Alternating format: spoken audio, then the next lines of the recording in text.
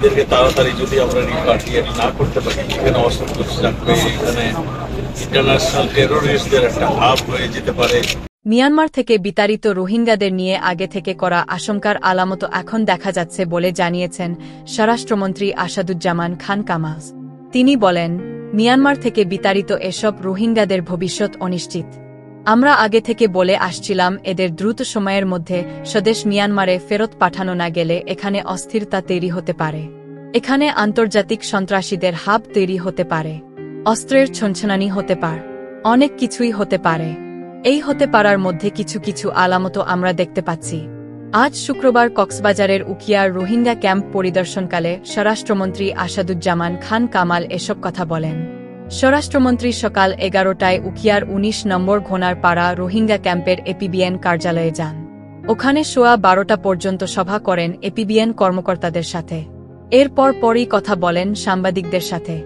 স্বরাষ্ট্রমন্ত্রী বলেন, মিয়ানমারের অভ্যন্তরে যারা যুদ্ধ করছে তাদের কয়েকজনের আনাগোনা এখানে রোহিঙ্গা ক্যাম্পে দেখা যাচ্ছে। সবচেয়ে বড় ভয়ের বিষয় হচ্ছে, আমাদের দেশ কোনো মাদক উৎপাদন করে না, কিন্তু মিয়ানমার থেকে মাদক আসছে অনেক আগে থেকে। এখন ক্যাম্পের কিছু সংখ্যক লোক মাদকের সাথে জড়িয়ে গেছে। আমরা তাদের চিহ্নিত করার চেষ্টা করছি। একই সঙ্গে অস্ত্র ও খুনে জড়িতদেরও চিহ্নিত করার চেষ্টা চলছে। এদের চিহ্নিত করে আইনের আওতায় নেয়াই আমাদের মূল কাজ। স্বরাষ্ট্রমন্ত্রী এ সময় সাংবাদিকদের বলেন, আজ রোহিঙ্গা ক্যাম্পে এসে নিরাপত্তা নিয়োজিত এপিবিএন এর সংশ্লিষ্টদের সাথে আলাপ আলোচনা করে তাদের চ্যালেঞ্জ সমূহ জেনেছি তাদের সুবিধা অসুবিধা সমূহ। তাদের বলেছি, বাংলাদেশ একটি ইতিহাস সৃষ্টি করেছে জঙ্গি সন্ত্রাস দমনের মধ্য দিয়ে। এপিবিএন রোহিঙ্গা ক্যাম্পের নিরাপত্তা দিয়ে বাংলাদেশের এগিয়ে যাওয়ার সহযোগিতা করছেন।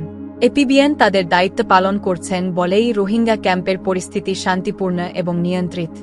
সাংবাদিকদের এক প্রশ্নের উত্তরে স্বরাষ্ট্রমন্ত্রী মিয়ানমারের কথা ও কাজে মিল নেই বলে মন্তব্য করে তিনি বলেন, আন্তর্জাতিক সংস্থাসহ বাংলাদেশ রোহিঙ্গা ফেরত পাঠানো নিয়ে তৎপরতা চালিয়ে যাচ্ছেন।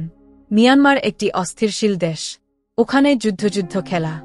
বিভিন্ন সময় মিয়ানমারের সাথে রোহিঙ্গা ফেরত নিয়ে নানা চুক্তি বা সমঝোতায় স্বাক্ষর হলেও তা মিয়ানমারের কারণে অগ্রগতি হয়নি।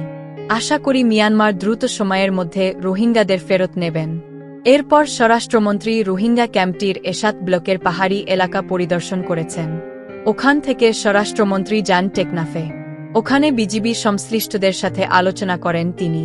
পরিদর্শনকালে স্বরাষ্ট্রমন্ত্রীর সাথে পুলিশের মহাপরিদর্শক চৌধুরী আবদুল্লাহ আল মামুন, শরণার্থী ত্রাণ ও প্রত্যাবাসন কমিশনার মো.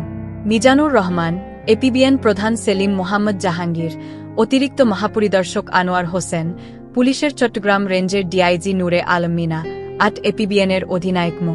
আমির জাফর, 14 এপিবিএনের অধিনায়ক মো. ইকবাল, 16 এপিবিএনের অধিনায়ক হাসান বাড়ি সহ সংশ্লিষ্ট আইনশৃঙ্খলা বাহিনীর ঊর্ধ্বতন কর্মকর্তারা উপস্থিত ছিলেন।